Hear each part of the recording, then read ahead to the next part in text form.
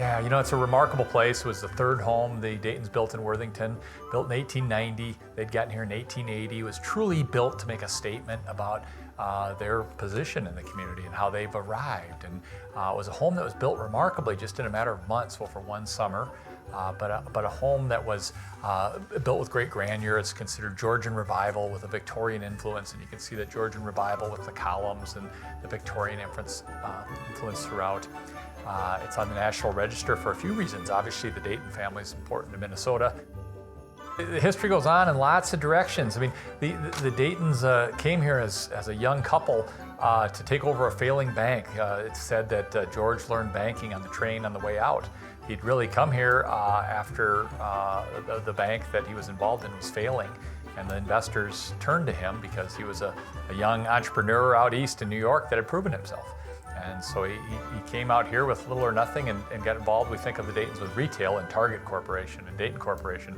But he came here as a banker, got involved in land development, and was a chairman of the school when they built this, what was known at the time as Castle School, was involved in an early charter of a YMCA for Worthington, was involved in what we'd call the Chamber of Commerce, was an occasional speaking minister, and then built this business empire we know as well. So built in 1890, they moved out in 1902. Even that's a great story.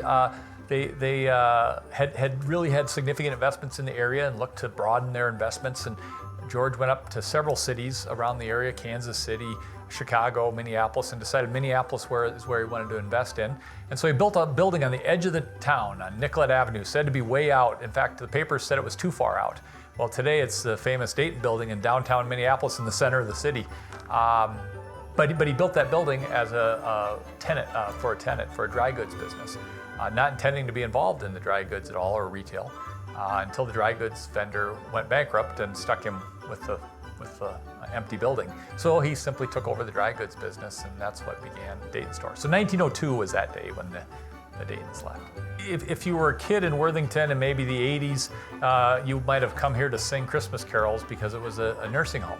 And in fact, there was a 3-story concrete wing off to one side that was added, and there were 2 and 3 beds in each room, and it was an active nursing home, and really even an early nursing home, ahead of the curve. One of the first nursing homes Ruth Cashel had converted the house into to make a living and to sustain herself and to take care of people. She sold it in 1980. It sold at auction for back taxes, and sold for $10,000.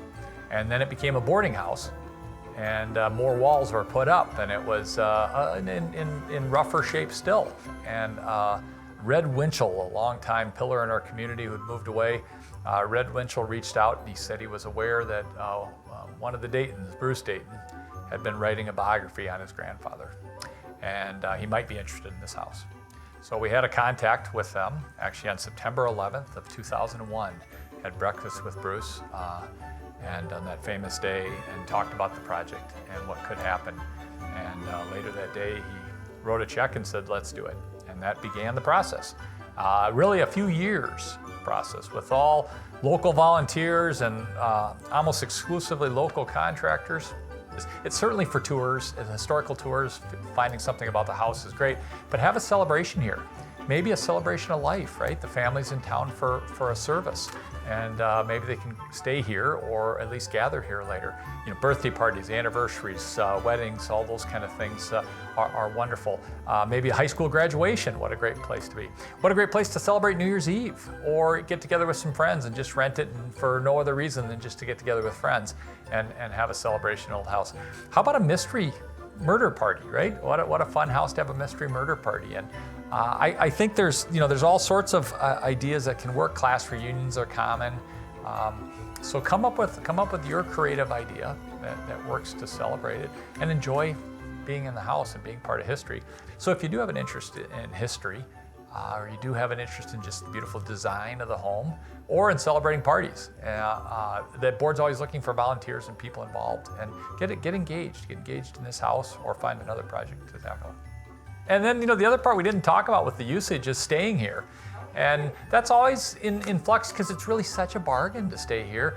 And the question is it a good part of the mission? And I think the board struggles with that. It takes some work to accommodate people. But what a great treat for some friends you might have visiting from out of town to set them up here, or your children when they're coming back from out east or the Twin Cities or something, and you want to show off a bit, have them come stay at the Dayton house.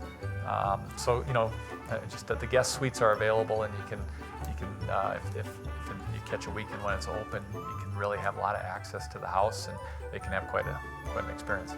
Right, so the website, right, everything's driven by a website anymore, so there's some contact information on there. Otherwise, calling the Nobles County Heritage Center, the Historical Society, and they can put you in touch with the right people.